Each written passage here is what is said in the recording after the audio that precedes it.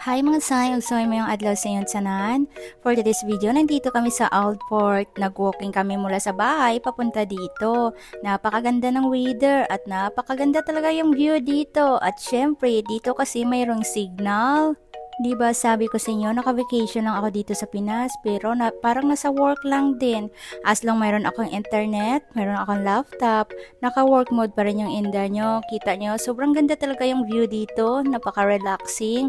Kaya pumupunta kami dito sa Old Port ni Dodong dahil may mga business kami na inaayos. Tapos siya, ayun, may kinausap siyang mga business partner niya.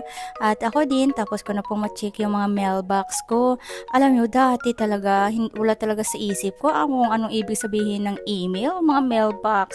Pero ngayon, napaka-importante talaga sa buhay ko yung mailbox dahil dyan po nakasalala yung kinabuhayan namin ni Dodong. At syempre, kasama ko yung mga pamangkin ko dito. Naglalakad lang kami. Kaya umaga, gabi, pumupunta kami dito. Parang na talaga sa mag-check ng mga mail namin kasi ang hirap ng signal doon sa bahay namin. Have a great day and God bless!